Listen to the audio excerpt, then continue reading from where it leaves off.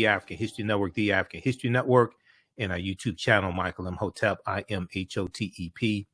It is Monday, January 10th, 2022, and we are live.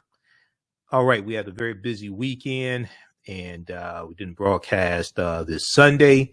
I was on Roland Martin Unfiltered on Friday, so I'm going to share a segment from Roland Martin Unfiltered, and then also we know this past Thursday, January 6th, and we found out the next day, we found out January 7th, that legendary actor and also director Sidney Poitier passed away at age 94. So we're going to talk some about Sidney Poitier and his legacy and some of his history as well. I was going to broadcast on Sunday, but I was tired, and I taught a 3-hour class on Sunday also, another installment of Ancient Kemet, the Moors, and the Ma'afa, understanding the transatlantic slave trade, what they didn't teach you in school. So I taught another installment of that, and I was working on some other things. So I said, okay, we'll deal with this on Monday's show. Now, also, when I was on Roland Martin Unfiltered, we also dealt with the 3 white men who were convicted of killing Ahmad Arbery. Okay, Gregory met Michael, Travis met Michael, and William Roddy Bryan. We know on Friday they were convicted. I'm sorry, on Friday they were sentenced based upon the conviction of killing Ahmad Arbery. Okay, we're going to talk about the sentencing as well. I dealt with this on, we talked about this on Roland Martin Unfiltered. Okay, now on the African History Network show, we focus on educating, empowering, and inspiring people of African descent throughout the diaspora and around the world, because right now it's correct your own behavior. What you do for yourself, what you do to yourself, and what you allow other people to do to you and get away with is based upon what you think about yourself. What you think about yourself is based upon what you have been taught about yourself. What you've been taught about yourself is based upon everything you've read, heard, and seen about yourself. So when you control the radius of a man or woman's thoughts, you can control the compass of his or her actions, because the mind can't do or teach what it doesn't know.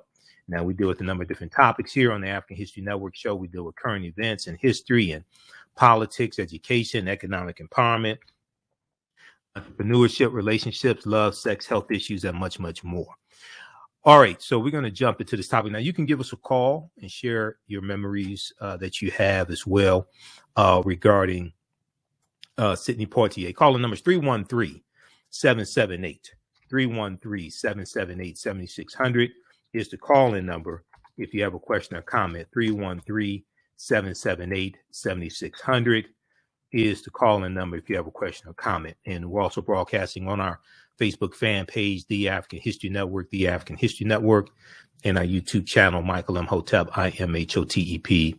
So turn on live notifications there also. Okay. I want to jump it. So New York Times had a really good article dealing with Sidney Poitier and his legacy. It was a big piece from the New York Times. Sidney Poitier, who paved the way for Black actors in film, dies at 94. Okay, but we also know he was involved in the civil rights movement. He helped raise money. He and Harry Belafonte and others helped raise money for the civil rights movement as well. He was friends with Dr. King. So, I mean, he was, many people describe him as a Renaissance man. So this is a significant loss, okay, when it comes to being a humanitarian, when it comes to film and breaking down barriers. And, you know, people remember him from, especially 1967 was probably his biggest year, when he starred in The Heat of the Night. He also starred in Guess Who's Coming to Dinner, and also To Sir with Love. And I remember watching all those back in the 70s. I wasn't born in 67, but I remember watching all those movies in the 1970s. Okay, so if we look at this article here from NBC News, this one here is from New York Times. And we're going to go to clip 1 here in just a second, Shakita, that I just sent you. Sidney Poitier, who paved the way for black actors, dies at 94. The first African-American performer to win the Academy Award for Best Actor for the 1963 movie Lilies of the Field. He once said he felt, quote, as if I were representing 18 million people with every movie I made. Okay. So that's a lot of responsibility. That's a lot of weight on you. All right. So Sidney Poitier, whose portrayal of resolute heroes in films like To Serve with Love and The Heat of the Night and Guess Who's Coming to Dinner established him as Hollywood's first black matinee idol and helped open the door for African-American actors in the film industry. We know he passed away on Thursday, January 6th at his home in Los Angeles, California. He was 94 years old. Now, his death was confirmed by Eugene Torchin Nuri, acting director general of the Ministry for Foreign Affairs in the Bahamas, where Sidney Poitier grew up. So far, no cause of death has been given. He was 94 years old also. Could very well be just natural causes. So Sidney Poitier, whose Academy Award, although often simmering, and I want to pull this picture up here also, although often simmering with repressed anger,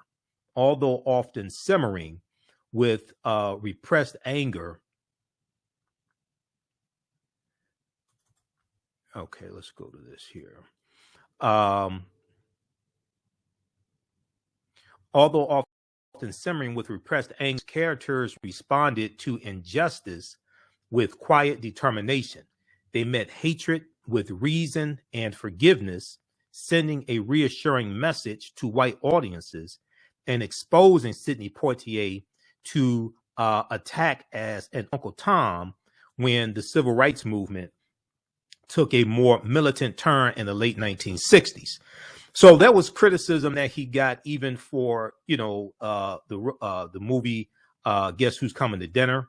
And he was engaged to a white woman in the movie as well. It dealt with interracial marriage and things like this. But nonetheless, it was these roles back in. So oftentimes when we look at the roles that are played, we look at them from today's standards as opposed to the standards in the era that the films were made.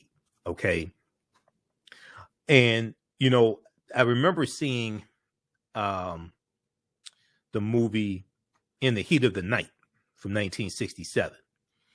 I remember seeing that in the 1970s and how that was such a significant role in the 1970s. He goes down to Mississippi and he's a detective, African-American detective from Philadelphia.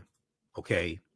And he's dealing with this white supremacist, this bigoted police chief, okay, Chief Gillespie, played by Rod Steiger. And as he navigates throughout this racism in Mississippi, we all remember when they go to the greenhouse, when they go to the house of Endicott. Endicott owns this plantation, and the scene where Endicott, the white man, slaps Sidney Poitier, and Sidney Poitier slaps him back. Okay, now I posted that clip on our Facebook fan page, the African History Network, the day that we found out he passed away. And I said this was the slap heard around the world. This was the slap heard around the world, because I'm sure there's a whole lot. I mean, this is during the Civil Rights Movement, 1967, 2 years after Malcolm X is assassinated. And this was the year before Dr. King was assassinated. Okay.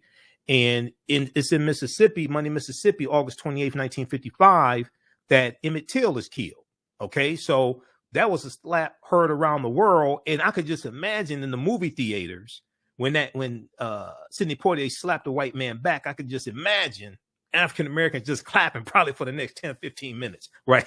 We'll deal with this on the other side of the break. Listen to the African History Network show. I'm Michael Imhotep. We'll be back in a few minutes. What does self-care mean to you? To us, it's an opportunity to reconnect with nature. A chance to create something remarkable. At Sage and Elm Apothecary, our handcrafted skincare and household products immerse you in Earth's sweetest nectar, connecting you to nature in a way you never imagined. See for yourself and visit us at sageandelmapothecary.com. The work that I do is larger than the fashion industry. It's larger than the art world. And I believe that I was born to bring newness into this world. I'm Kaima McIntyre. I'm 24 years old and I'm an artist. I create everything from paintings to jewelry design, metaphysical jewelry to be specific, and fashion design. The only reason why my prom dress went viral is because people needed it. Within a few days of going viral, Notori Naughton reached out to me and she's like, I saw your dress, can you make me a dress? I was equally as shocked to be asked by a celebrity to design their dress at the age of 17. That's just one person, and the list just continues to go on to Janet Jackson, to Tyra Banks. It really hits home. That means that the discussion is happening on the grounds in real time. History and politics, education, economic empowerment, entrepreneurship, relationships, love, sex, health issues, and much, much more. Unfortunately, many people confuse what racism is. Racism is a power structure. It was laws and policies that put us in this predicament. It's going to be laws and policies that take us out. So when you control the radius of a man or woman's thoughts, you can control the compass of his or her actions, because the mind can't do or teach what it doesn't know. We have it all on 910 AM Superstation. Welcome back to the African History Network show right here on 910 AM, the Superstation Feature Radio. I'm your host, Brother Michael Imhotep. It is Monday, January 10th, 2021, and we are live. All right, if you still need to register for the online courses I teach on Saturdays and Sundays, if you missed class this past Sunday, January 9th, visit our website, AfricanHistoryNetwork.com, AfricanHistoryNetwork.com. We had a great class. On Sunday, I ended up doing almost 3 hours. It was about 2 hours and 54 minutes, 2 hours, 55 minutes, something like that. Ancient Kemet, the Moors, and the Ma'afa, understanding the transatlantic slave trade, what they didn't teach you in school. We deal with thousands of years of history and what leads up to the transatlantic slave trade taking place. So visit our website, AfricanHistoryNetwork.com. You can register for the class. As soon as you register, you can watch the class we did this past Sunday, and we have a special bundle pack on sale right now, only $70, because the class is regularly $130 each, but we have a special bundle pack. You can register for both classes for only $70. So from the Civil War to the Civil Rights Movement and Black Power, 1865 to 1968, and then also understanding the transatlantic slave trade, what they didn't teach you in school, Ancient Kemet, the Moors, and the Ma'afa. All right. Calling numbers 313-778-7600. We're talking about Sidney Poitier and the legacy of Sidney Poitier. We got the news on Friday, January 7th, that he had passed away the night before, the evening before. And, you know, I can remember going, so the past couple of days I've been going back through watching a piece of the action. I finished watching a piece of the action today, Sidney Poitier and Bill Cosby. And then yesterday I watched I watched the piece of the action yesterday, and I started watching Let's Do It Again last night and finished watching Let's Do It Again today. And then Let's Do It Again, Bootney Farnsworth. It has Jimmy J.J. Walker and John Amos, in the movie. So, I mean, these are classic movies. They made 3 classic movies, Uptown Saturday Night, both with Calvin Lockhart, and Let's Do It Again with Calvin Lockhart also. And you have a piece of the action Bill Cosby and Sidney Poitier, and it has James Earl Jones and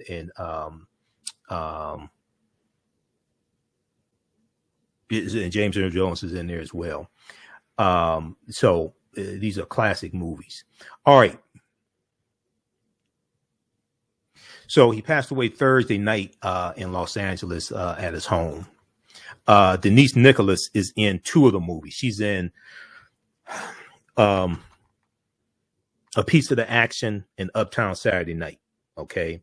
Wait a second. She's in A Piece of the Action and Let's Do It Again. Okay. Denise Nicholas. All right. Who used to be on Room 222 back in the 1970s, early 1970s. I remember that show also, Room 222, which is about high school teachers. Okay. I want to go to this clip here. Let's go to clip number 1, Shakita. This is the clip when we got the news from MSNBC that Sidney Poitier had passed away. Some breaking news to share with you this morning. NBC News has confirmed that legendary actor Sidney Poitier is dead at the age of 94. Poitier was the first black man to win the Academy Award for Best Actor. In 2009, he was awarded the Presidential Medal of Freedom. NBC's Joe Fryer takes a look back at Poitier's legacy. They call me Mr. Tibbs. Sidney Poitier played characters who jumped off the screen. Opposite Rod Steiger in The Heat of the Night. Now, where did you earn it? I'm a police officer. Amen. And in The Lilies of the Field as handyman Homer Smith. Lots of luck, mother. I ain't building no chapel. Yeah, you. The role that won him the first ever lead actor Oscar for an African American. It is a long journey to this moment. Raised in the Bahamas, he'd moved to Harlem as a teenager and endured the usual hardscrabble climb to an actor's life. Then came No Way Out, the groundbreaking 1950 Joseph Mankiewicz film about racism. You watch yourself, black boy. Watch how you talk to me. Just shut up. Poitier played a doctor. In a performance so powerful, the film was credited with ending British colonial rule in the Bahamas. The intense 22-year-old performer, Hollywood, had its first African-American screen star. Why you black? Go ahead and say it. A first he would later point out that was too long in coming. If we are 40 million Americans, we certainly ought to have more than one movie star. Maybe I'll get down on my black knees. But he wasn't just a movie star. He was the embodiment of a proud and dignified black point of view in the American conversation about race that accelerated along with the civil rights movement. In '67, he reached Hollywood's mountaintop, its top-earning leading man as Virgil Tibbs, righteous enough to slap in return the white politician who slapped him. There was a time when I could have had you shot. And in Guess Who's Coming to Dinner is Dr. John Prentice, half of an interracial couple, telling his disapproving father times have changed. I'm your son. I love you. But you think of yourself as a colored man. I think of myself as a man. In the 70s, he moved from acting to directing. Some critics said he played the same role too many times. Okay, let's get out of here. And as a director, he was a moneymaker with hits like Stir Fry and his buddy movies with Bill Cosby. Our whole nation totters on the brink of disaster. But his enduring image is of a man and actor of principle. No surprise he would play Mandela. A man whose existence among us made racism less palatable, as he noted after receiving a Lifetime Achievement Oscar. Not because I brought so much, but because the time was right. Circumstances were right. The time has come. Sidney Poitier, the right man for his time. Joe Fryer, NBC News. To serve with love. All right. Oh, go ahead. Let it play. The Poitier's life story will soon be coming to Broadway. Okay. So he passed away at age 94. There was a story from People Magazine. I'm going to bring this up also here. From People Magazine, we know that he and Harry Belafonte were lifelong friends. Harry Belafonte's one of his daughters said that he wasn't taking Sidney Poitier's passing too well. He was taking it really hard. I'm going to bring that article up also. We'll try to get that. I posted that on our Facebook fan page, The African History Network. Okay, so a movie that I talk about in the online classes that I teach, and the movie that I've been talking about recently is Buck and the Preacher. Buck and the Preacher, starring Harry Belafonte. It was starring Sidney Poitier and Harry Belafonte. Okay, and Buck and the Preacher takes place during Reconstruction. Okay, and it's about this wagon train of African Americans, former slaves, and they're going out west into the Kansas territory. And Buck, played by Sidney Poitier, is a scout, and he's has to negotiate with Native Americans to let them through territory that Native Americans control. And they're dealing with white supremacists who are trying to attack the wagon train and send them back where they came from, things like this, right? And Harry Belafonte plays the preacher, this con man preacher, and they have to unite and deal with these white people who are trying to turn back the wagon train, okay? And Ruby Dee stars in it also. It's a really, really good movie, Buck and the Preacher. I've seen it a number of times. And you're dealing with a period of history where this migration out west really did happen. Now, Buck and the Preacher takes place in the late 1860s, okay? But in 1879, you had what's known as the Exodus, the Exodus, or the Black Exodus, into Kansas in 1879. And these were African Americans primarily leaving. There's about 6,000 of them in 1879 that go out to Kansas, and they're leaving Louisiana and Texas primarily, and some other southern states, around the southern states, but especially the Louisiana and Texas. And this was after Democrats took back control of the state house, the state legislature, I should say, the state legislature in statewide government in Louisiana in the 1878 statewide election. Okay. And because of those circumstances, you're going to have a lot of African Americans leaving from Louisiana, but also from Texas. It's about 6,000 of them in 1 year going to Kansas, and is known as the Exodus, or also known as the Black Exodus, and they were called Exodusters.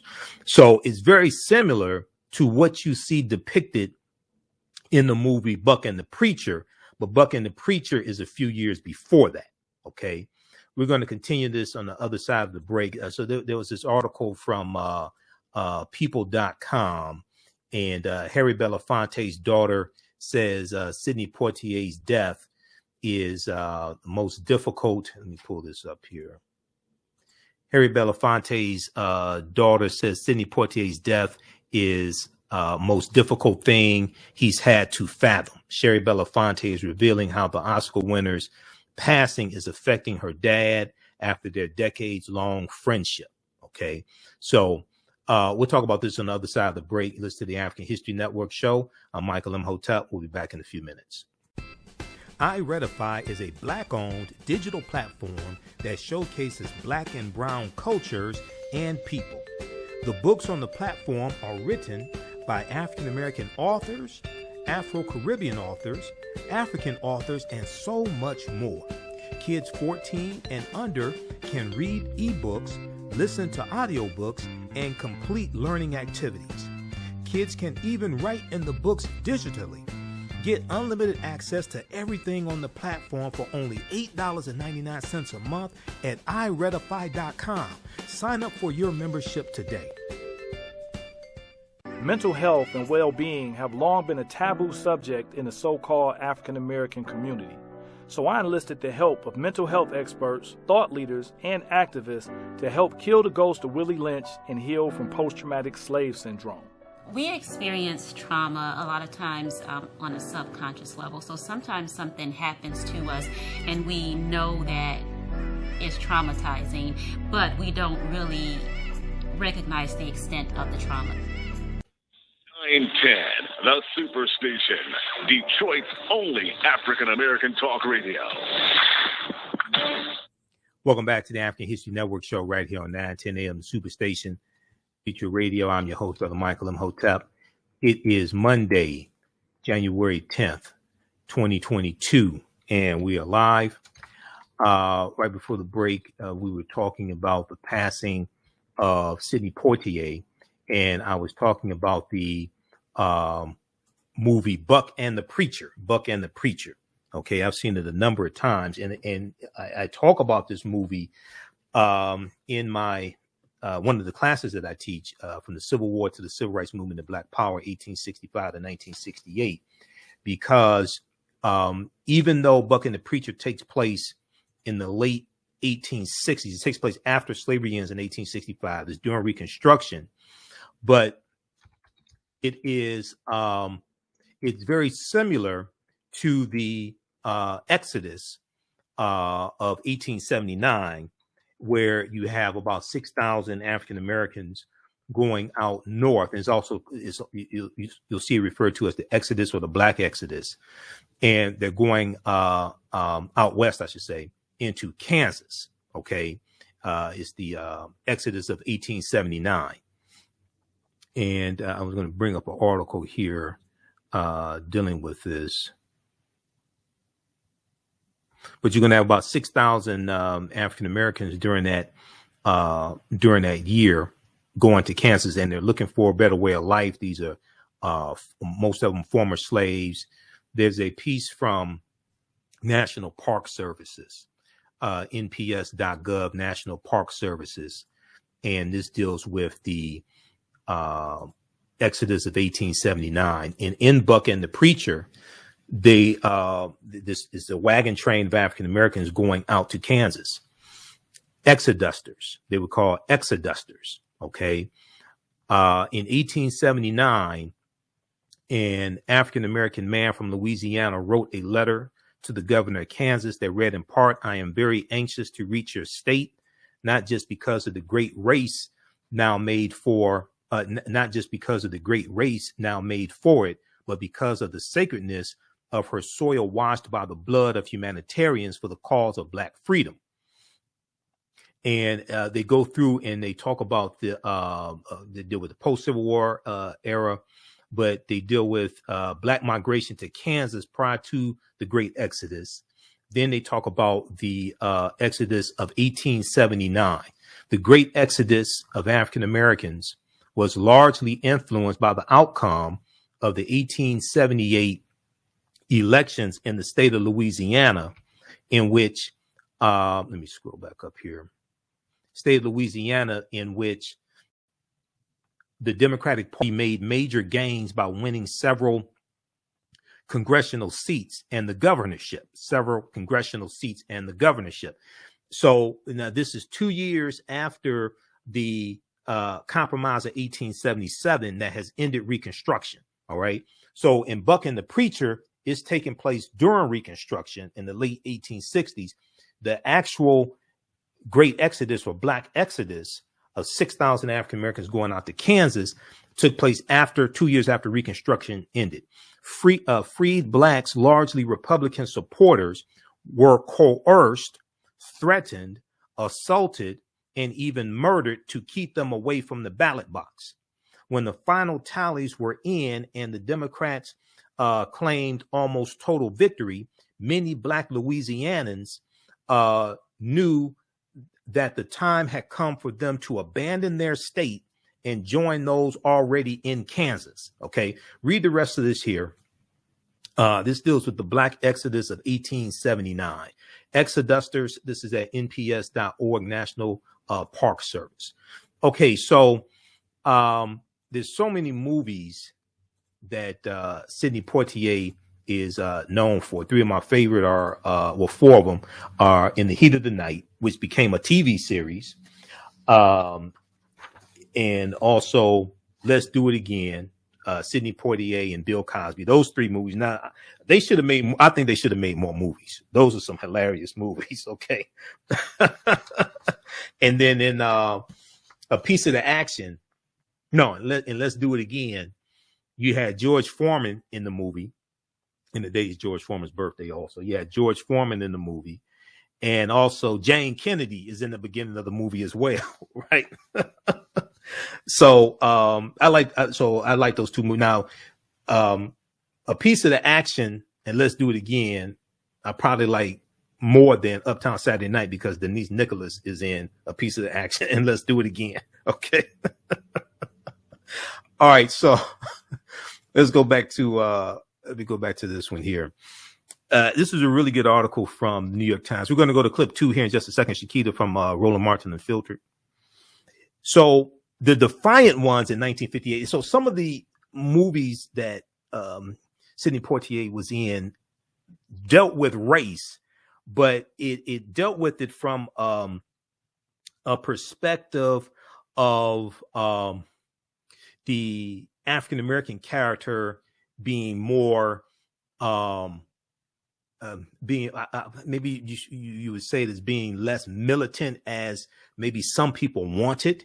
In the Defiant Ones, which came out in 1958, it was a racial fable that established Sidney Poitier as a star and earned him an Academy Award nomination for Best Actor. He was a prisoner on the run, handcuffed to a fellow convict who was a virulent racist, played by Tony Curtis. The Best Actor award came in 1964 for his performance in the low-budget film Lilies of the Field as an itinerant handyman helping a group of German nuns build a church in the southwestern desert. Now, you would think he gets nominated for Best Actor for In the Heat of the Night. He wasn't nominated for In the Heat of the Night. Okay, he was nominated in 64 for Lilies of the Field, which came out before In the Heat of the Night, which in 67 was probably his biggest year because he's in three. He was the biggest earning leading man in 67, and he was in three big movies: To Sir with Love, In the Heat of the Night, and Guess Who's Coming to Dinner. In 1967, Sidney Poitier appeared in three of Hollywood's top grossing films, elevating him to the peak of his popularity. Quote, in the Heat of the Night placed him opposite Rod Steiger as an indolent, bigoted sheriff with whom Virgil Tibbs, the Philadelphia detective played by Sidney Poitier, must work on a murder investigation in Mississippi. In an indelible line, the detective insists on the sheriff's respect when he declares, "They call me Mr. Tibbs." So even though in some of the roles, Sidney Poitier may not have been as quote unquote militant or forceful as some people wanted him to be, even within the context of Virgil Tibbs demanding, because the police chief Gillespie calls him boy. Okay. And they're in Mississippi. Mississippi is the state that had the most number of lynchings from 1882 to 1968. They had 581 lynchings in Mississippi. They have more lynchings in Mississippi than any other state in the Union. So when he says, "Don't call me boy," and he says, "Well, what do they call you then?" He said, "They call me Mr. Tibbs," right? I mean, this is like really striking a blow for the humanity of African Americans during the Civil Rights Movement. This is the year before Dr. King's assassinated. This is 2 years after the Voting Rights Act is passed. 3 years after the Civil Rights Act is passed, a year before Dr. King's assassinated. This is in the same year that Dr. King and Muhammad Ali both come out in opposition to the Vietnam War. Okay. And it was the March 30th, 1967. There was a press conference. Well, it was, you call it press conference or interview. The Associated Press did an interview with Muhammad Ali and Dr. King because they had just had a meeting, and they came out of the meeting and they're talking to the press. And they both addressed their opposition to the Vietnam War. Then next month, April 1967, is going to be a really turbulent month because April 4th, 1967, Dr. King delivers his speech Beyond Vietnam, coming out really in opposition to the Vietnam War and doing a speech in opposition to the Vietnam War. He's assassinated exactly 1 year to the date that he gave that speech Beyond Vietnam. He was assassinated April 4th, 1968. Then late April 67, Muhammad Ali refuses to be drafted into the military. He refuses to take the step forward to be drafted into the army. All right. So all this is in the same year that they call me the In the Heat of the Night comes out as well. Okay. So, and then once again, when Sidney Poitier slaps Endicott in Mississippi in the heat of the night, that was the slap heard around the world. There's a whole lot of African Americans that want to slap back but couldn't. There's a lot of us that wanted to slap back and fight back but couldn't. Okay, so if we go back to this article, we're coming up here on the break. When we come back from the break, I'm gonna let you hear a clip from Roland Martin Unfiltered. So in To Serve with Love, he was coerced. He was concerned. He was a concerned teacher in a tough London high school. And in Guess Who's Coming to Dinner, a taboo breaking film about an interracial couple, he played a doctor whose race tests the liberal principles of his prospective in-laws, played by Spencer Tracy and Katharine Hepburn. So I remember watching all these movies in the 1970s on TV. And I remember going to see a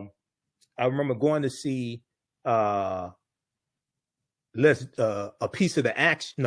Uptown Saturday Night. I remember going to see Uptown Saturday Night in the 1970s at the drive-in theater with my parents. And I was sitting in the back seat. They were in the front seat. And I remember the scene where Sidney Poitier is on the bridge. He jumps off the bridge to get the briefcase that has the lottery ticket in it. And Bill Cosby says, "Hey, fool, you can't swim." Right? I remember that as well. All right, you listen to the African History Network show. I'm Michael Imhotep. We'll be back in a few minutes. Mental health and well-being have long been a taboo subject in the so-called African American community. So I enlisted the help of mental health experts, thought leaders, and activists to help kill the ghost of Willie Lynch and heal from post-traumatic slave syndrome. We experience trauma a lot of times on a subconscious level. So sometimes something happens to us and we know that it's traumatizing, but we don't really recognize the extent of the trauma. What does self-care mean to you? To us, it's an opportunity to reconnect with nature. A chance to create something remarkable. At Sage and Elm Apothecary, our handcrafted skincare and household products immerse you in Earth's sweetest nectar, connecting you to nature in a way you never imagined. See for yourself and visit us at sageandelmapothecary.com. Welcome back to the African History Network show right here on 910 AM, the Superstation Future Radio. Okay, right before the break, we were talking about the passing of Sidney Poitier. And there is, we were talking about this extensive article from the New York Times dealing with his legacy. But there was an article from the Washington Post also that I read. I read a few different articles on Sidney Poitier. There was one from the Washington Post. Sidney Poitier, first black man to win Oscar for Best Actor, dies at 94. Now, this one here is from the Washington Post. And they talk about on page 4, I think it is, or page, which page is that? 6.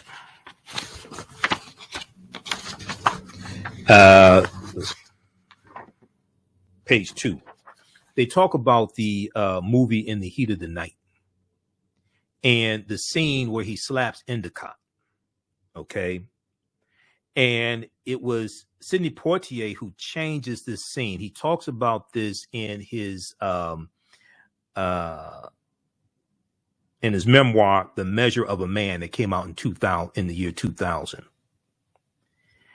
And let me see something here. I want to go to this right here.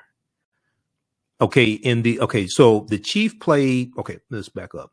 Perhaps his most enduring and defining part was Virgil Tibbs, an experienced Philadelphia homicide detective who helps a bigoted white Mississippi police chief in a murder investigation in the movie In the Heat of the Night, 1967.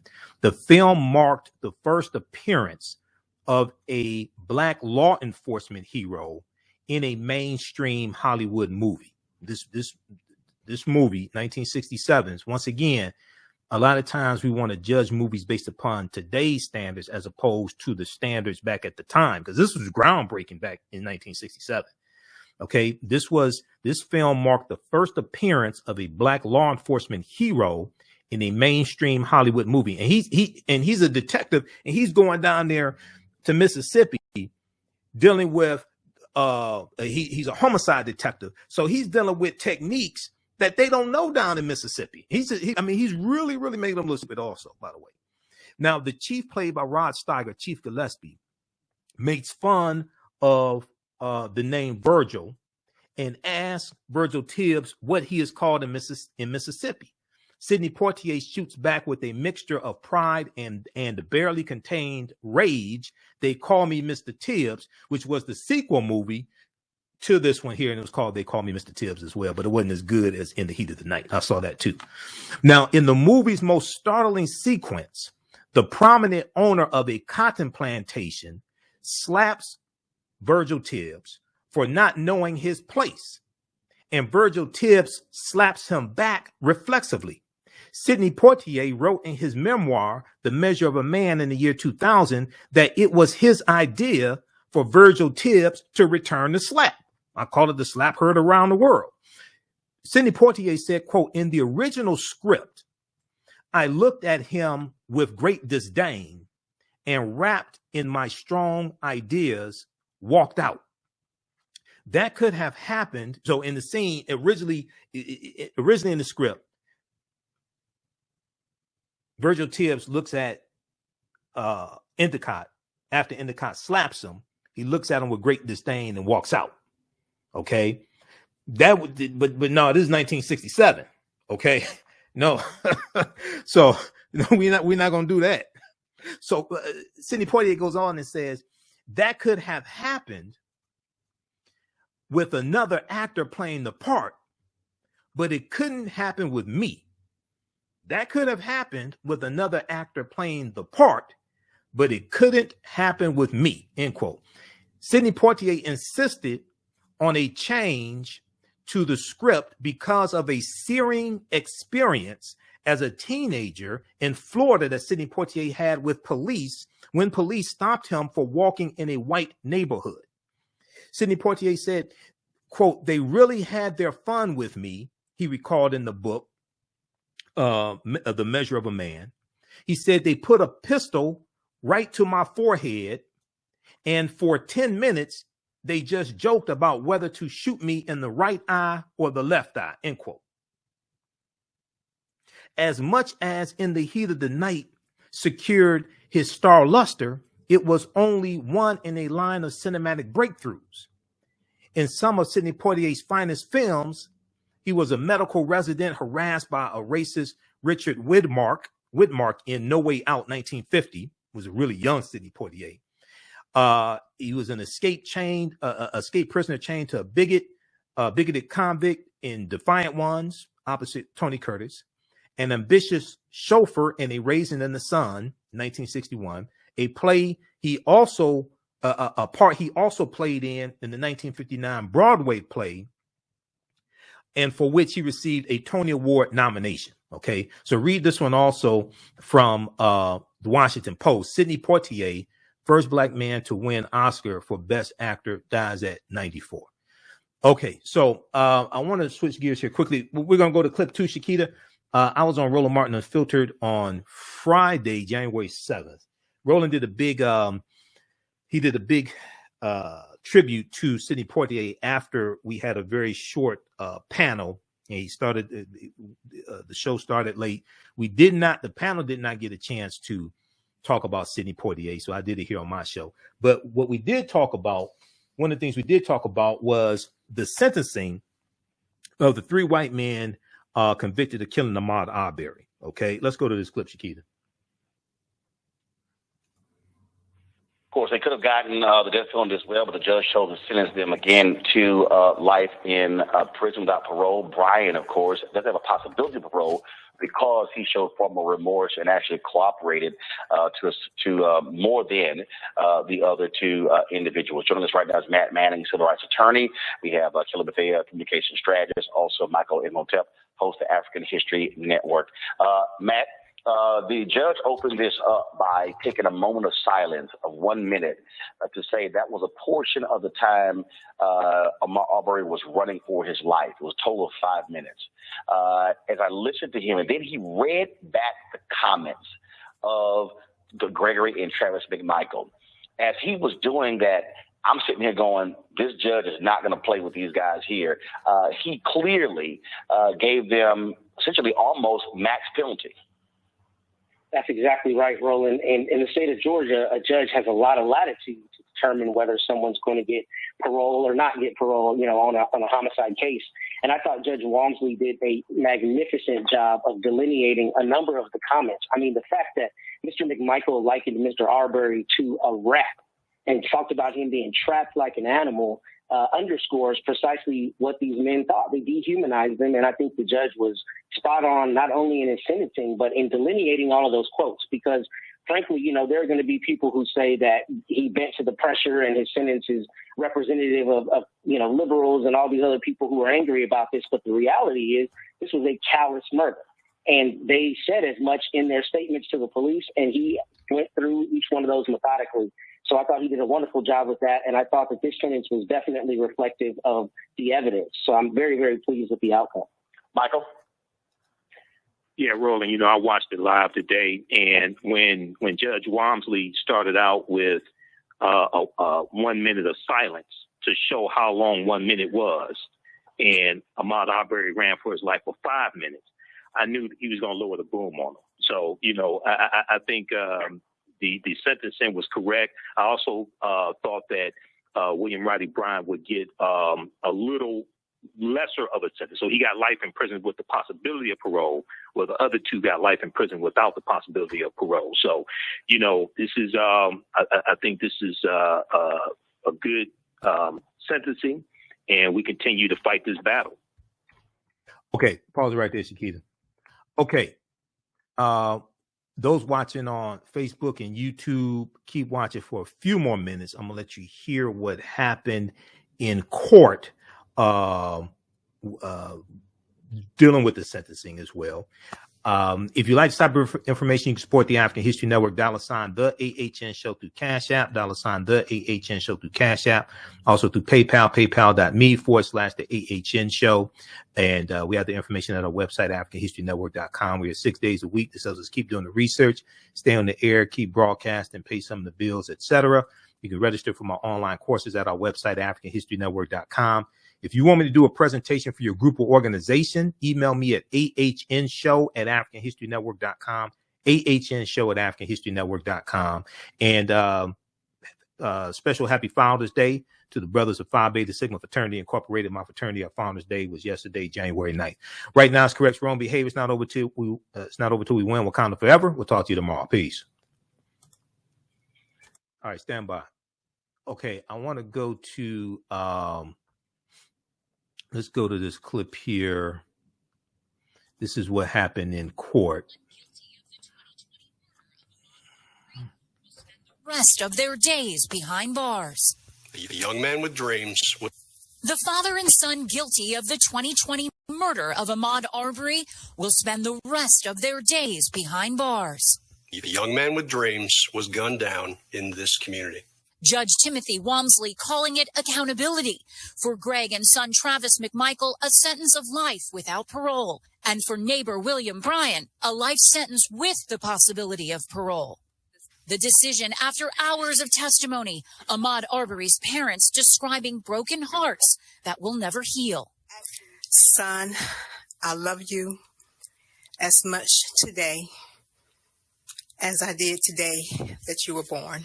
Attorneys for the defendants calling life without parole a punishment too severe. Nothing in Travis McMichael's life suggests that he's a danger to society now or will be a danger to society 30 years from now. In the end, Judge Walmsley pointed to the McMichaels' lack of remorse, even pausing to reflect on Ahmaud's final moments. The 25-year-old was out for a jog when he was chased, shot, and killed. The judge noted Brian, who did express remorse, earned a parole possibility because of it. As for Arbery's family, relief to see justice. What will you go home with in your heart tonight? The day that I laid Ahmad to rest, I told him that we will get justice. I have finally fulfilled that promise to Ahmad. We have justice for you. We got justice today. Will you sleep soundly? I will. In Brunswick, Georgia, Katie Beck, NBC News. All right. So great reporting there from NBC News. And it's a good segment we did on Roland Martin Unfiltered also. Okay, so check out this. So once again, the three men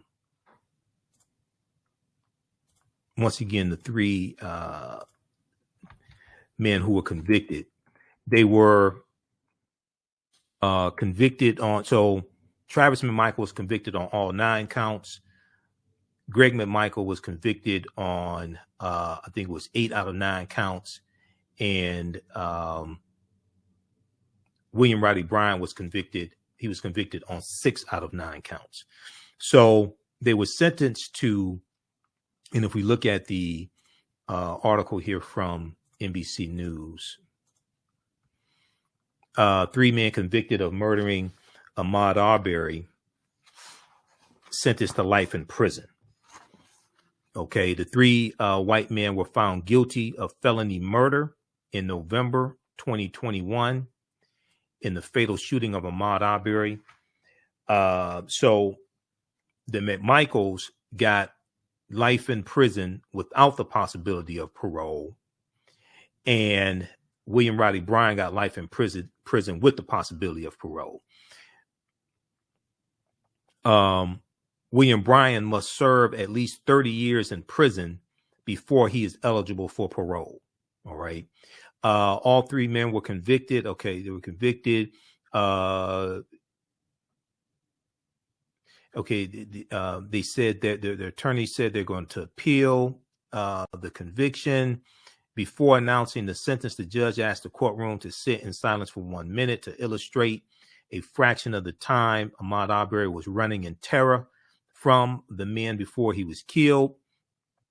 Now, the sentences are in line with the request from prosecutor Linda Donikowski, who recommended that William Roddy Bryan, who's 52 years old, get a chance at parole, and that the McMichaels be denied the possibility of parole. It's also important to note, now we dealt with this in our coverage of this case. It's also important to note that Greg McMichaels and Travis McMichael, they were armed. William Roddy Bryan was not armed. He did not have a gun. That's something else that played. He showed remorse, but the other thing is, and this was something that was lost because I saw some of the reporting and they said all 3 had guns. No, they didn't. William Roddy Bryan did not have a gun. The other 2 did have guns. We dealt with that in our coverage of it. I'm watching some people on MSNBC and they were saying all 3 were armed. No, they weren't. That's not true. Now, prosecutor Linda Donikowski said the father and son showed no remorse or empathy for, quote, the trapped and terrified Ahmaud Arbery, end quote. There were so many opportunities to stop, to think, Linda Donikowski said, and there's the real problem. Greg McMichael was former law enforcement, and Travis McMichael has served in the Coast Guard. Travis McMichael talked about being, I think it was military police in the Coast Guard, and he talked about his law enforcement training and stuff like this. Okay, so Travis McMichael really damaged his case when he took the witness stand. So here we have some men who should have known better. Linda Dunikowski told the judge Friday morning at sentencing. She said, vigilantism always goes wrong. Vigilantism always goes wrong. Now, defense attorneys argued in favor of parole for all three men. An attorney for Travis McMichael said he should have the opportunity to show that he's grown, to show that he's changed. Okay, but to change, to show that you've changed, you actually have to change, but okay. The attorney Robert Rubin said a parole board should determine if and when Travis McMichael is released from prison. Gregory McMichael's attorney, Laura Hogue, asked the judge to consider that the 66-year-old did not intend for Ahmaud Arbery to die. Okay, Gregory McMichael, the father. All right. Now, William Bryan's attorney said his client was in a different position because he showed remorse and cooperated with police by turning over the cell phone video of the shooting. It's that cell phone video that exposed them and crucified them. Okay. But the other thing is another mitigating factor for Bryan was that he was not armed. Mr. Bryan isn't the one who brought a gun, said Kevin Gile, his defense attorney. Kevin Gile, we don't want any more black pastors here. That's Kevin Gile. Okay. We don't want any more black pastors or golf. He was unarmed, and I think that reflects his intentions. Okay.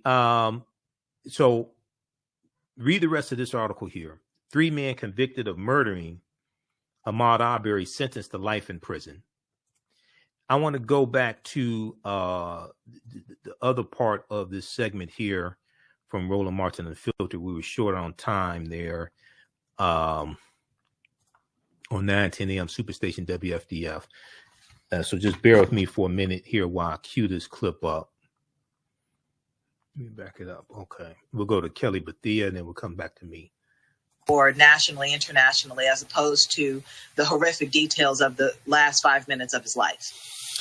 Was also, I thought was interesting here was the fact that we're not at this point if Bryan doesn't and his attorney don't release that video. It was 3 months after the fact. You had multiple prosecutors who were covering up for them who declined to prosecute. They released the video. The mother was putting pressure. The father was putting pressure. The family and the attorneys were putting pressure for action. Bryan and his attorney then released the video thinking that was going to exonerate him. Mm-hmm. And it was that video which led to the Georgia Bureau of Investigation getting involved, which led to that happening, which led to them being indicted, them being convicted. So Bryan is going to spend a lot of time in prison, life with a possibility of parole for video him and his lawyers released. Well, his lawyers made a very, very bad strategic mistake, but it was in the support of justice, right? So ultimately, thankfully, they made that mistake because otherwise this may not have been brought to light the way it was. There were people advocating, but, video evidence is the best evidence. And I think that's very important, especially because Judge Walmsley, again, when sentencing Mr. Bryan, talked about how he used his vehicle in the commission of this crime. So had they been a little smarter in their strategy, he may not be sitting there at the table, at least not indicted. But I'm glad that they released that video so he, too, could be held to account for his crimes. Michael? Roland, as Tiffany Cross would say, the caucasity of it.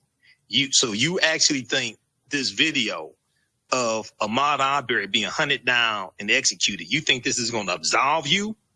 This is, and it's important for us to understand this in the context of Georgia. Georgia is the state that has the largest Confederate monument anywhere in this country. It's called Stone Mountain. And the 1863 Georgia fugitive slave law that turned into this citizen's arrest law that they concocted after the fact, that was specifically designed for fugitive runaway slaves running away from Georgia plantations when Georgia was part of the Confederacy, running behind Union lines. It was targeting them. Okay, so just to think that this video of Ahmad being executed is somehow going to absolve William Rodney Bryant, it just shows how stupid these people are. Absolutely, Kelly. But again, thankfully, and it's unfortunate that if we didn't have that video, we're probably not here. I mean, thank God for video, right? But also thank God for the shift in legal culture being that Black people deserve justice as well. Because if you just look at the optics of this entire case, you had a white prosecutor, white judge, white attorneys on the defense. If I'm not mistaken, majority white jury, and everything, maybe not even 20 years ago, had this case been tried 20 years ago, we would have had a very different result, even with all the evidence laid out. So the fact that we are now in a culture that is shifting, it is not perfect by any means, but it is shifting in the direction towards justice for everyone, which is really what the law is supposed to do in the first place. The irony being that these laws were not meant for Black people to thrive in, and yet here we are getting justice anyway. Absolutely. All right, folks, got to go to a quick break. When we come back, we'll talk about the passing of Lonnie Guinier, the legendary civil rights attorney. She died today at the age of 71. And then we'll pay tribute to the great Sidney Poitier. All right. Okay, so that was from Roland Martin Unfiltered from Friday, January 7th, 2022. All right, I'm usually at panelists each Friday. We hadn't been on the past. Well, he hadn't broadcasted the past 2 Fridays because of the holidays. Read this article here from fastcompany.com. So we've talked about this a number of times here on the show, and we dealt with the history of the citizens arrest law, especially the one in Georgia. The troubling history of citizens arrests from slave patrols to Ahmad Arbery to ICE. This is from July 20th, 2020 this is from July 20th, 2020 from fastcompany.com. All right. And it deals with 1863 also in Georgia. Georgia was part of the Confederacy. They weren't even part of the United States in 1863. They were part of the Confederacy when they passed that law targeting fugitive runaway slaves that became the citizens arrest law. All right. If you like this type of information, you can support the African History Network, $ the AHN Show through Cash App, $ the AHN Show through Cash App, also through PayPal, paypal.me/the AHN Show. And be sure to register for the online courses I teach on Saturdays and Sundays on the weekend. Ancient Kemet, the Moors, and the Ma'afa. Understand the transatlantic slave trade, what they didn't teach you in school. Ancient Kemet, the Moors, and the Ma'afa. Understanding the transatlantic slave trade, what they didn't teach you in school. And from the Civil War to the Civil Rights Movement and Black Power, 1865 to 1968. So we do the classes live. All the sessions are archived and recorded. You can go back and watch them anytime. Even a year from now, you can go back and watch the full class. From the Civil War to the Civil Rights Movement and Black Power, our next class is going to be Saturday, January 15th, 12 noon to 2 p.m. Eastern Standard Time. And in this class, we deal with about a 10, 15, maybe 20-year period of history. We start in 1803 with the Louisiana Purchase, okay? And we deal with what leads up to the Civil War taking place. We have a special bundle pack right now. You can register for both classes for only $70. They're regularly $130 each. We do the sessions live. All the sessions are archived and recorded. You can watch from around the world. And then you'll also get Ancient Kemet, the Moors, and the Ma'afa, understanding the transatlantic slave trade, what they didn't teach you in school. So I'm going to post a link here again. Do a PowerPoint presentation. We have book references, articles, video clips, all that in the class. And I'm going to post this right here. Okay, the bundle. And it's on the homepage of our website, AfricanHistoryNetwork.com also. All right, now, and then we have the my Black History Month 15 DVD bundle pack as well, right on the homepage. These are 15 of my lectures that I've done dealing with history. They're all in one bundle pack. It's on sale, $100. Okay, we'll post this link as well. It's right on the homepage of our website, AfricanHistoryNetwork.com. This is great for African American History Month or any time of the year, but especially African American History Month. And one of the presentations in the bundle pack deals with the origins of African American History Month as well. Okay, it deals with Dr. Carter G. Woodson. It deals with the origins of Black History Month, which now is known as African American History Month. It deals with the creation of the Association for the Study of Negro Life and History in 1915, September 9th, 1915. If you click right here, order here, it shows the 15 lectures, all done by me. Okay, I have about 40, I think it's maybe 45 of my presentations on DVD and digital downloads, but it shows you all the presentations. You can buy the presentations individually or in this bundle pack.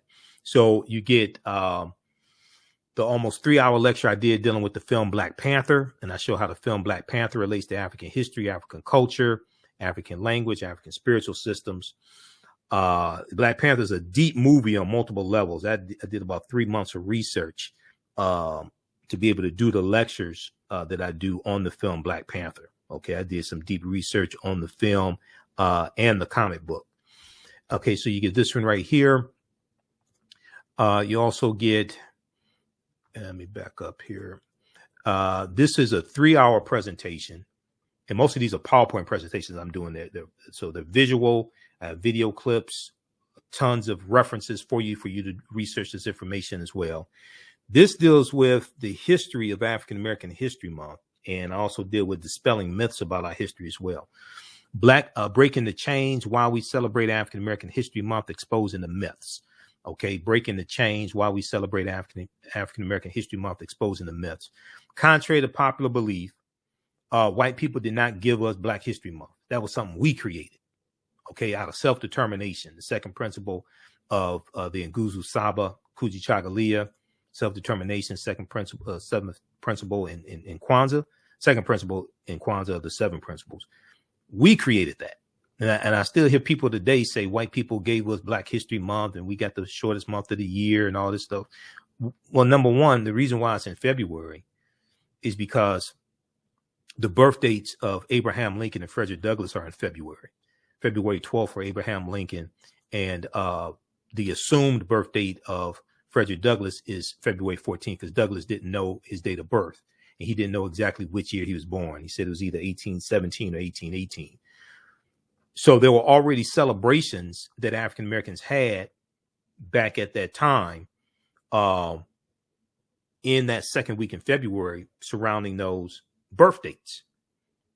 Okay, so Dr. Carter G. Woodson puts his new cultural celebration within that period of time because there were already celebrations going on. White people didn't give us that. We created that. But as I say in many of my presentations, if you just have to have 30 days to celebrate Black History Month, you just have to have 30 days for it to feel legitimate to you, you do realize you can still celebrate Black History Month March 1st and March 2nd, right? If you just have to have 30 days just to feel legitimate, just to feel like a whole person, you can still celebrate March 1st and March 2nd. There's no law saying you can't do it. So, okay. This one right here, Malcolm X, 50 years later. Why is he still relevant? I need to put a thumbnail up for that one also. So this deals with Malcolm's life, but it also deals with his impact on conscious hip hop as well in the late 80s, early 90s. I did this June 24th, 2017 in Lansing, Michigan. Okay. And Lansing, Michigan is one of the cities Malcolm X lived in. He lived in East Lansing and also in Lansing, East Lansing, Michigan, and also Lansing, Michigan. So you get this one also. And then I have a presentation dealing with the revolutionary Dr. King, not the Dr. King they like to show us on the television every Dr. King Day. This one here, and we know Dr. King Day is coming up, and I'm speaking at a college in West Virginia on Dr. King Day, my first time speaking in West Virginia. That should be interesting because Donald Trump won West Virginia by 40 points in 2016 and 2020. But I'm speaking at the Dr. King Day celebration that the Black Student Union is doing at this college in West Virginia. I wonder if I'm going to see Joe Manchin while I'm there in West Virginia. It'd be interesting to have some words, some things I want to say to Joe Manchin. But the distortion of the legacy of Dr. Martin Luther King Jr., the revolutionary, will not be televised on the television. The distortion of the legacy of Dr. Martin Luther King Jr., the revolutionary, will not be televised on the television. So I deal with the revolutionary Dr. King, not the Dr. King that they want to show us every Dr. King Day. I deal with the Dr. King who tried to get a concealed pistol license in Montgomery, Alabama, 1956, during the Montgomery bus boycott. And we know Dr. King's house was firebombed twice in 1956 also. You know, I deal with the Dr. King who meets with the Honorable Elijah Muhammad February 24th, 1966. A lot of people don't know that. Dr. King and Coretta Scott King go to Elijah Muhammad's house in Chicago, almost 1 year to the date after Malcolm was assassinated, February 21st, 1965. Dr. King goes and meets with Elijah Muhammad. Now, this one here, lessons from the film Black Panther, economic guerrilla warfare, political self-defense, and how to Wakanda the vote. This one, what I do is I look at how do we take the enthusiasm, okay, of the film Black Panther. How do we take that enthusiasm and use it for economic empowerment and political empowerment, right? And how we take themes from the film Black Panther and use it for that. Lessons from the film Black Panther, economic guerrilla warfare and political self-defense, and how to Wakanda the vote. And Wakanda the vote was an actual campaign that a group of African-American women put together opening weekend that Black Panther debuted in February 2018. And they had volunteers who went out to the movie theaters to talk to African Americans who were going to see the film Black Panther, to talk to them about politics, to talk to them about issues that concerned them and how politics related to the issues that concerned them, to elevate their conscious level, to understand why the vote is important, why it's important to vote and vote strategically. That's called Wakanda the vote. That was an actual campaign. Those are things I deal with in that presentation. Now, this one here, the Three-Fifths Compromise of 1787, and the Electoral College and slavery. This breaks down the Three-Fifths Compromise, Article 1, Section 2, Clause 3 of the U.S. Constitution, and the Electoral College, how the Electoral College works as well. It's not the Electoral College. There's no I in the word. It's Electoral College. I also deal with the 12th Amendment of 1803 that modified the Electoral College as well. All right. Now, we also deal with this one here.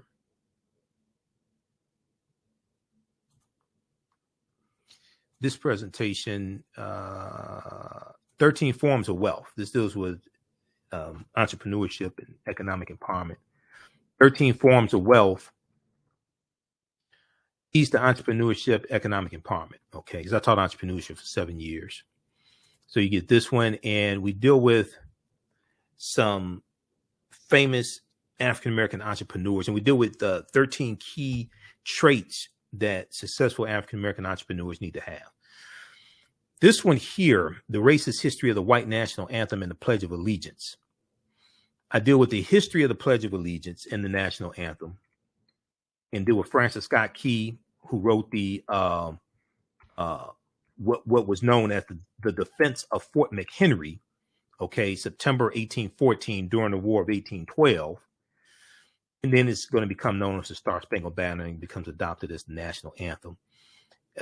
So I deal with that history, and also the history of the Pledge of Allegiance, written in 1892 by a Methodist minister, a socialist Methodist minister named Francis Bellamy. He's a Baptist minister, socialist Baptist minister named Francis Bellamy. Okay, he was a socialist. So all these Republicans, they want to talk about the Pledge of Allegiance, they probably don't know a socialist wrote it. Wouldn't they be surprised? They'll probably stop saying the Pledge of Allegiance if they knew that a socialist wrote it, but Donald Trump has already started saying the Pledge of Allegiance because he didn't know the words to it. So, but we deal with this, and then I tie all that into Colin Kaepernick's protests and deal with the origins of Colin Kaepernick's protests. I tie all those together. All right, now, okay, so you get that one as well. This is a double lecture I did with my friend Dr. David Imhotep, who wrote the book, The First Americans Were Africans, Documented Evidence. We did a double lecture here in Detroit a few years ago. So he dealt with research for his book, and I dealt with Great African Women in History, the Mothers of Civilization.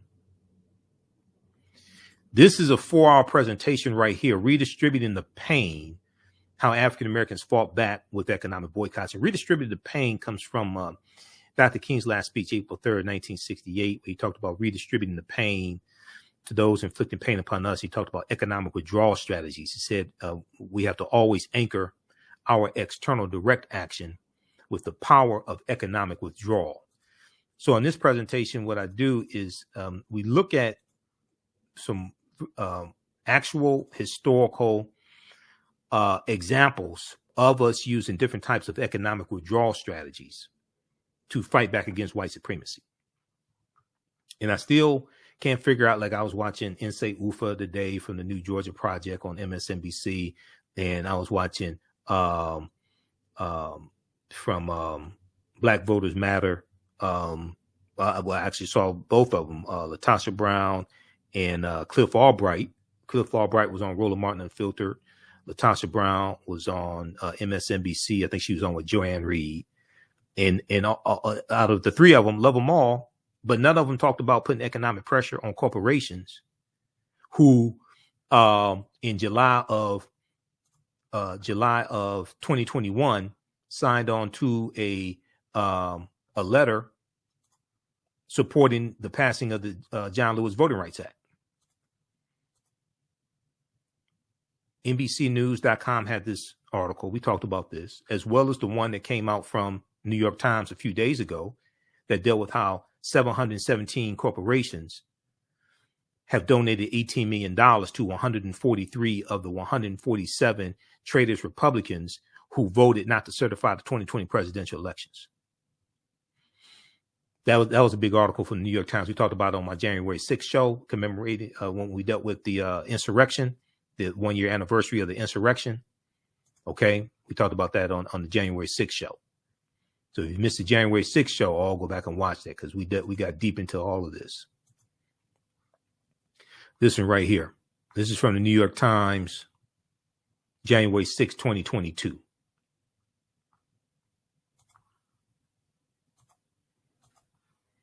Let me pull this one up. Corporations donated millions to lawmakers who voted to overturn election results. January 6, 2022.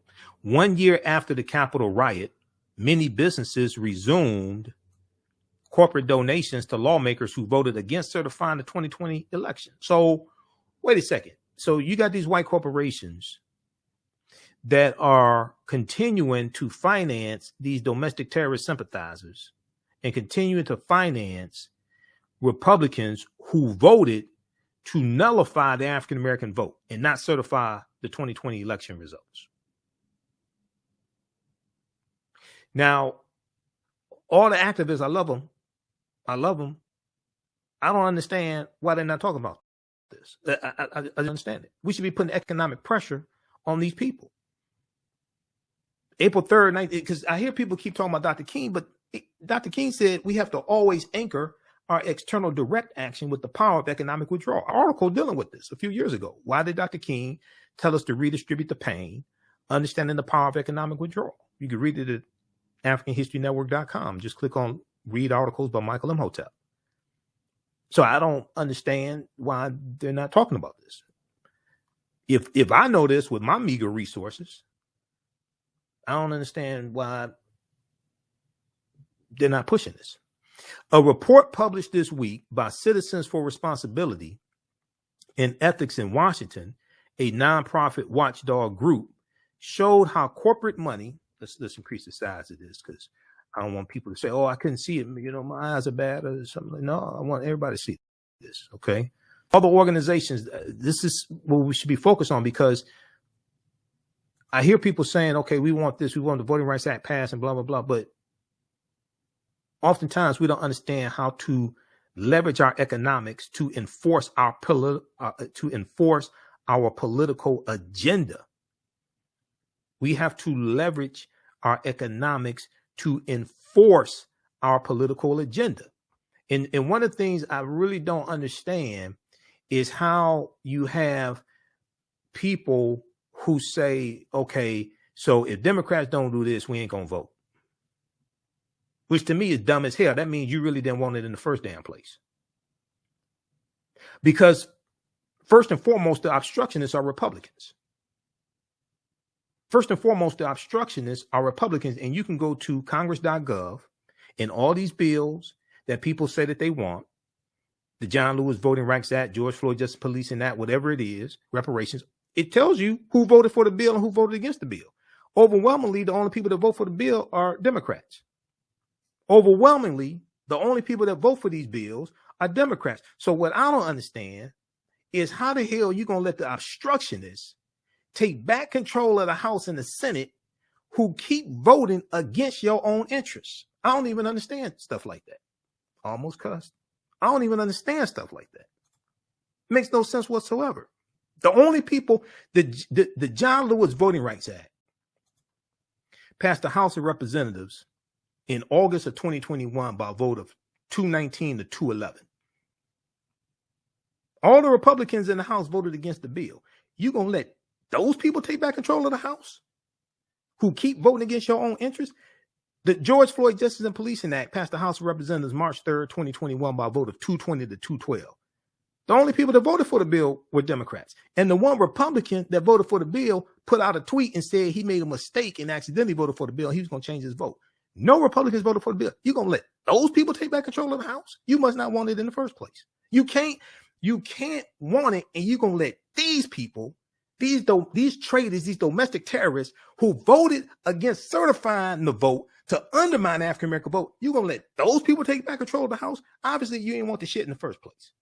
If you're going to let them keep voting against your own interests and then let them take back control of the House and the Senate, you obviously didn't want it. I don't understand stuff like this. Maybe you do. I don't. We have to leverage our economics to enforce our political agenda. You have to force this through. This is understanding what happens after the vote. A lot of our people don't understand what happens after the vote, holding people accountable and also blocking people who are trying to do you harm and vote against your own interests. This is why I know that I keep people hearing people say you got to put more pressure on Joe Biden. Joe Biden. Okay. Number one, last time I checked, Senator Chuck Schumer controlled the Senate. Joe Biden doesn't control the Senate. The Senate is the legislative branch of government. Joe Biden's in the executive branch of government. Joe Biden can meet with senators. Senators don't work for Joe Biden. Are you serious? Senator Joe Manchin is from Wisconsin. West Virginia. Wisconsin has dumbass Ron Johnson. Senator Ron Johnson, conspiracy theorist Ron Johnson just announced today he's going to run for a third term. He needs to be crushed. Senator Ron Johnson, Republican, the conspiracy theorist Ron Johnson of Wisconsin needs to be crushed, totally humiliated in this midterm election. But that's another story. Donald Trump won West Virginia by 40 points in 2016 and 2020. In 2020, I think Joe Biden got about 29% of the vote in West Virginia. West Virginia is a red state. African Americans only make up 3.5% of the population in West Virginia. This is why I've said before, and I posted, I was watching Roland Martin Unfiltered today, and none of them mentioned economic pressure on corporations. I still don't understand this shit. I don't understand. I don't understand this.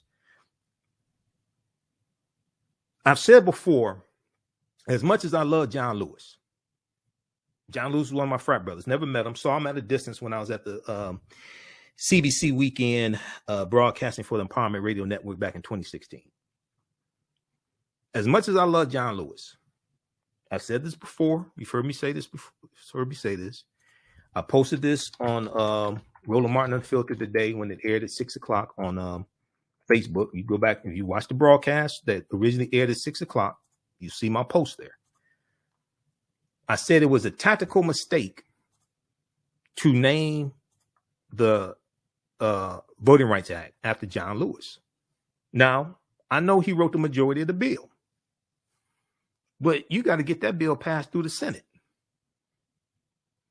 There's only 2.5 black people in the entire U.S. Senate, and one of them, and the reason why I say half, is because Senator Tim Scott, Black Tea Party Republican from South Carolina, half the time he doesn't act like he's black. Tim Scott's not voting for the John Lewis Voting Rights Act. You know who I would have named the bill after? Understanding white people and understand how many white people in the Senate.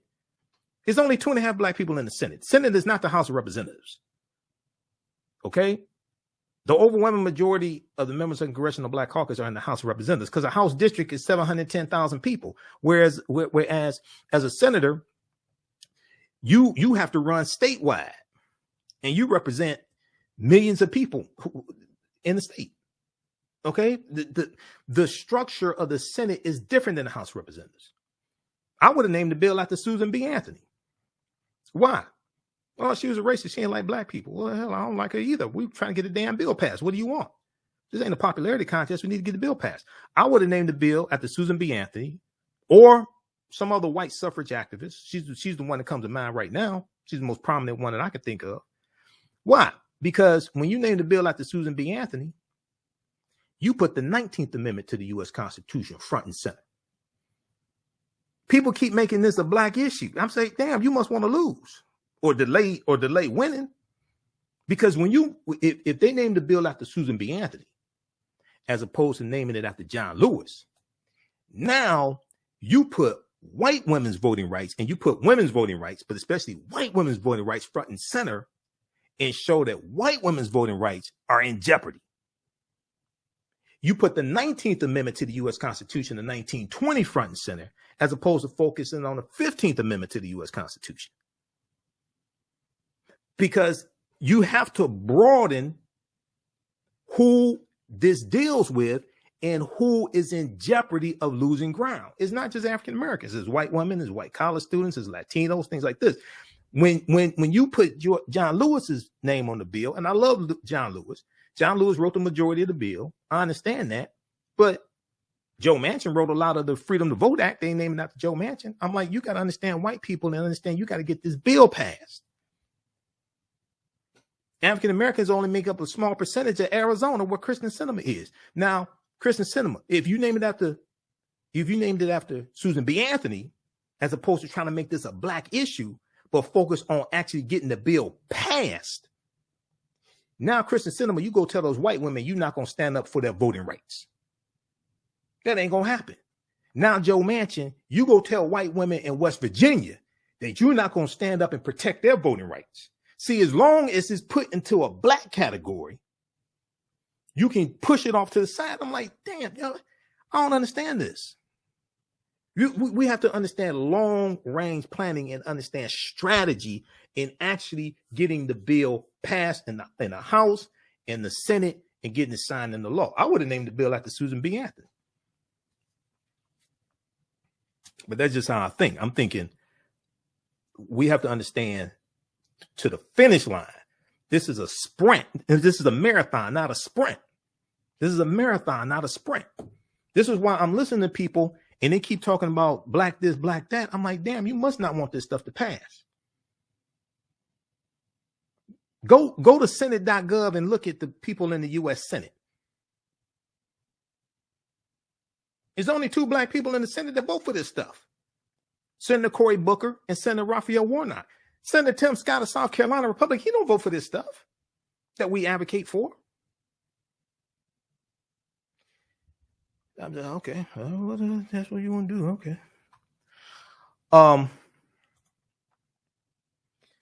Let me go back to this. Now I got to get out of here. I have work to do.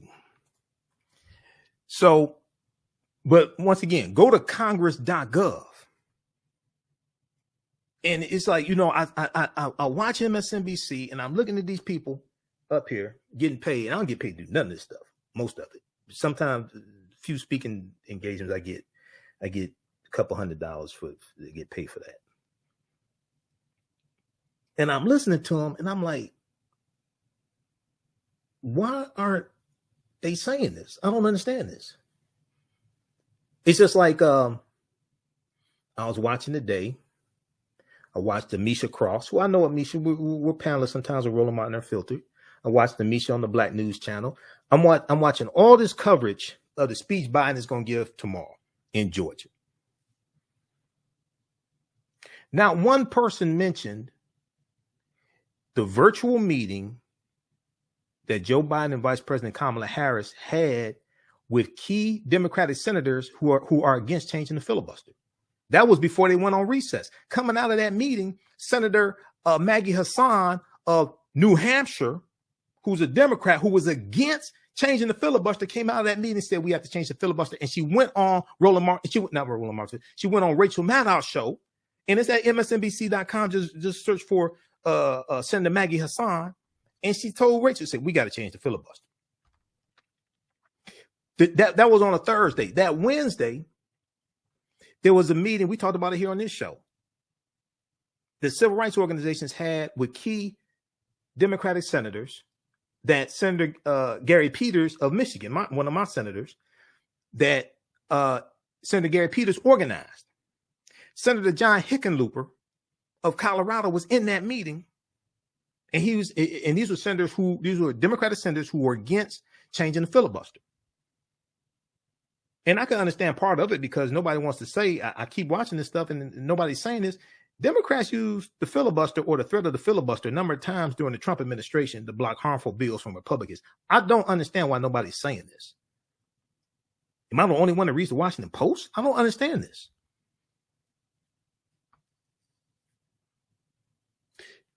Senator John Hickenlooper of Colorado came out of that meeting and tweeted, we have to change the filibuster to be able to get this voting rights bill passed.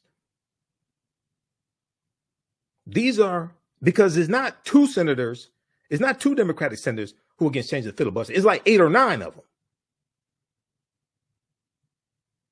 And there's progress being made with them because they're seeing how dire the situation is, and they're seeing what's coming out of the January 6th committee and the plot that's being exposed and how intricate the plot was that's being exposed that the January 6th committee is exposing.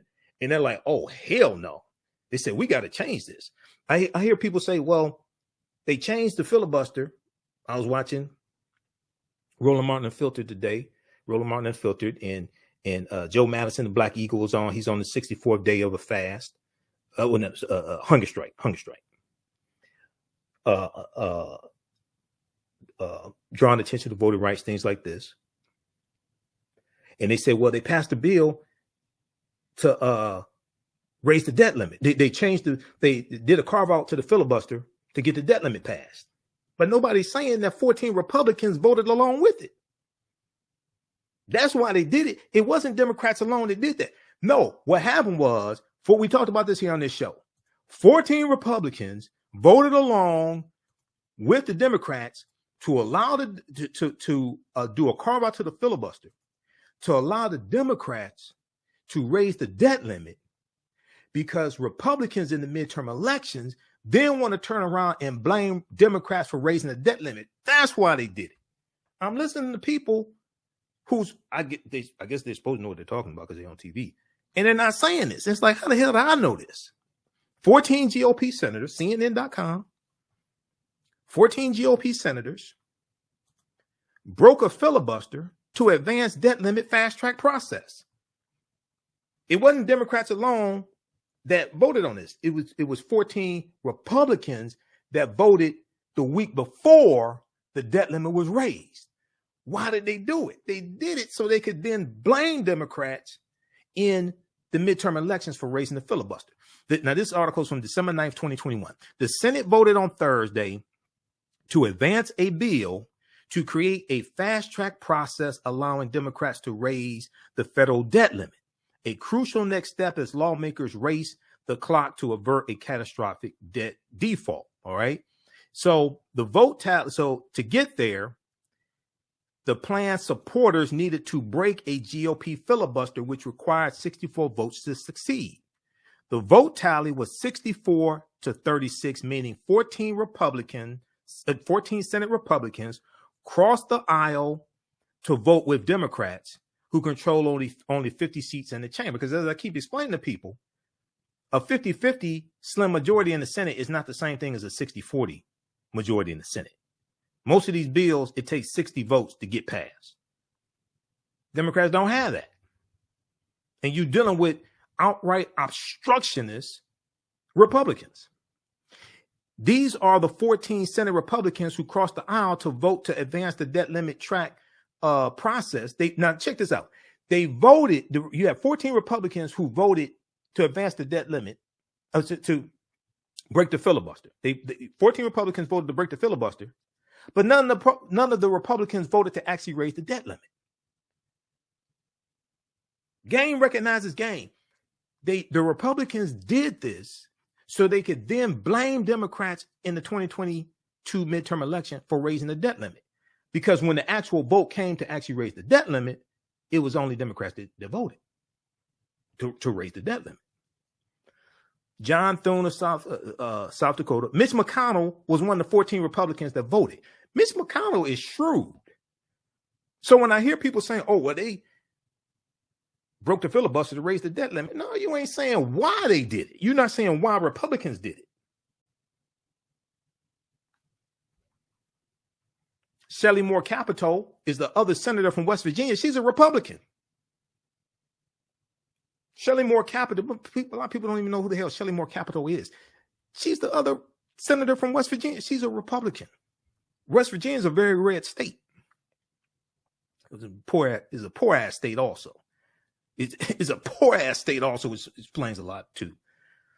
Read the rest of this. We talked about this. Lisa Murkowski of Alaska. Lisa Murkowski was the only senator that voted for the John Lewis Voting Rights Act, and that was just a procedural vote to a debate on the Senate floor. She's the only one that voted for that bill. Republican. No, Senator Tim Scott didn't even vote for the John Lewis Voting Rights Act.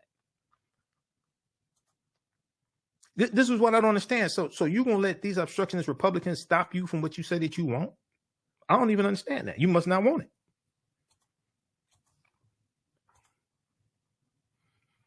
All right.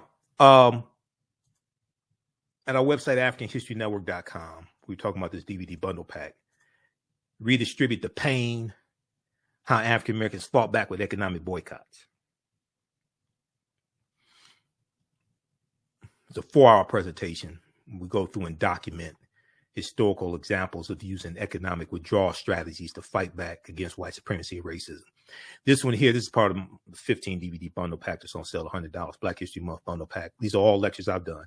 Human Guinea Pig, the history of the Tuskegee experiment of untreated syphilis in the Negro male. Now, I separate fact from fiction. It's not none of this BS you see floating around in memes and things like this. Okay. There were 600 men in the study. They did not inject it with syphilis. I don't know where people got that nonsense from. No, they didn't. There were 600 men in the study. 399 of the men had an early form of syphilis called latent syphilis. I actually did research on this. The other 201 men did not have syphilis at all. They were the control group. When you do experiments, you have a control group. The control group you don't expose to the stimuli. The group that's exposed to the stimuli, you compare the two. It was supposed to last for 6 to 9 months, ended up lasting 40 years. Great African Women in History, the Mothers of Civilization. It's actually a 4-hour presentation. It's 2 DVD set. We deal with some well-known and not so well-known African women in our history from all different time periods. Now, this one right here, I did this for children. I was presenting to 50, or I think it's 60, 5th through 12th graders and their teachers. We did this at the Charles H. Wright Museum of African American History, a Black Panther analysis for children. And I'm showing how to use the film Black Panther, how it relates to African history and culture, things like this, how they can use it to teach our history. This one right here, if we knew this information in 2016 before the election, we would have stopped Trump. African American resistance in the era of Donald Trump, voter suppression, reparations, and how elections have consequences. And then this 3-hour presentation deals with the origins of the pre-Christian origins of Christmas, ancient Kemet, the winter solstice, and the history of Christmas. All right, so that's part of the 15 DVD bundle pack. It's on sale $100 right now. AfricanHistoryNetwork.com is right on the homepage, so you can order that. We'll post a link here again. All right, look, we have to get out of here. African American business owners, post the name of your business here on the thread of the broadcast. Email us at AHNShow@AfricanHistoryNetwork.com. Email us at AHNShow@AfricanHistoryNetwork.com. We'll let you know how you can advertise with the African History Network. Current promotion is buy 1 month, get 2 months free. All right. We focus on educating, empowering, and inspiring people of African descent throughout the diaspora and around the world. Right now, it's correct your own behavior. It's not over till we win. Wakanda forever. We'll talk to you tomorrow. Peace. iRedify is a Black-owned digital platform that showcases Black and Brown cultures and people. The books on the platform are written by African American authors, Afro-Caribbean authors, African authors, and so much more. Kids 14 and under can read ebooks, listen to audiobooks, and complete learning activities. Kids can even write in the books digitally. Get unlimited access to everything on the platform for only $8.99 a month at iRedify.com. Sign up for your membership today.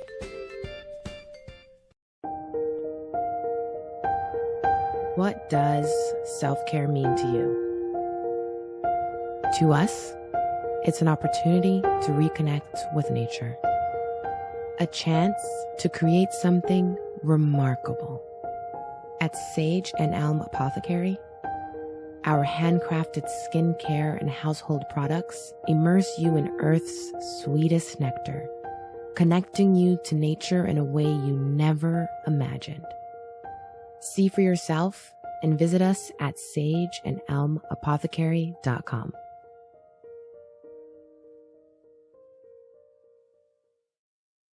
Mental health and well-being have long been a taboo subject in the so-called African American community.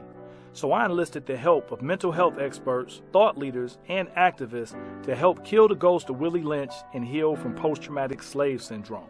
We experience trauma a lot of times on a subconscious level. So sometimes something happens to us and we know that it's traumatizing, but we don't really recognize the extent of the trauma.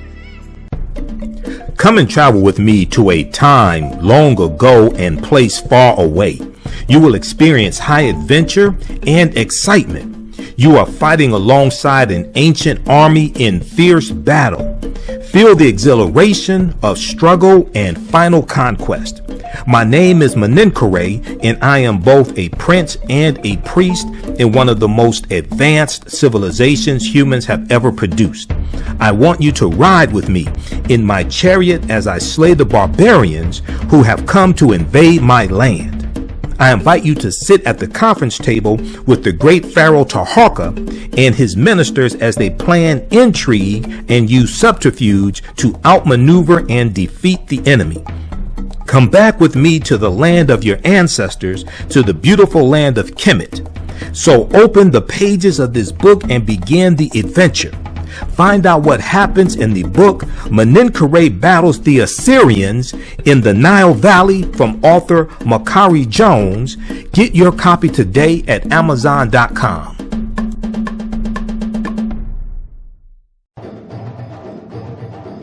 Soul in Motion, celebrating 38 years in the arts. This energetic ensemble of dancers and drummers was started by percussionist Michael Friend and is led by choreographer Associate Director Pam Lassiter.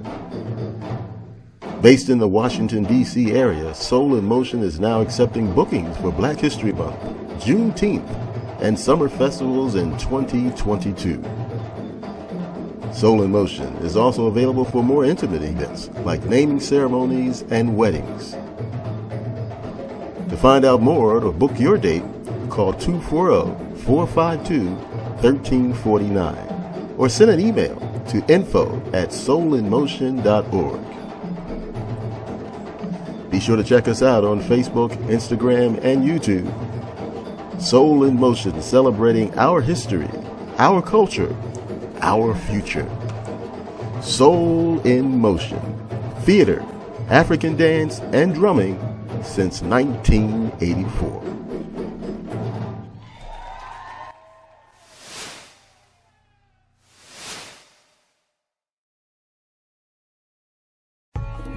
African Spirit Cards specialize in the design and printing of high-quality African-centered note cards and stationery.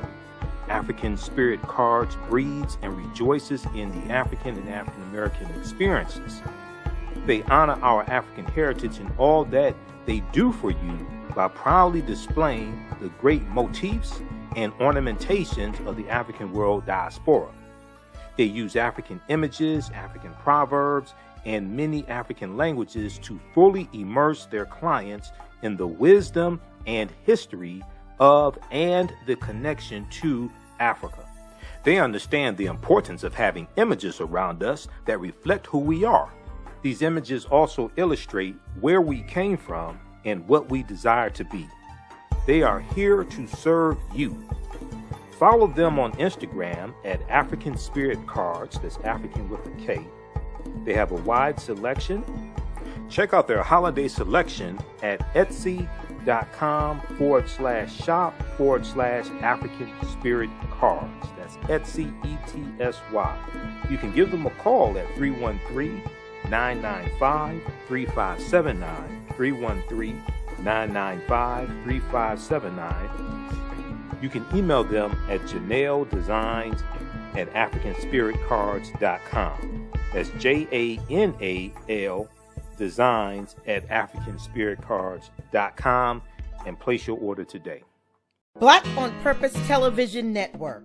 Yes, Black on Purpose Television Network. All black, all positive, all the time.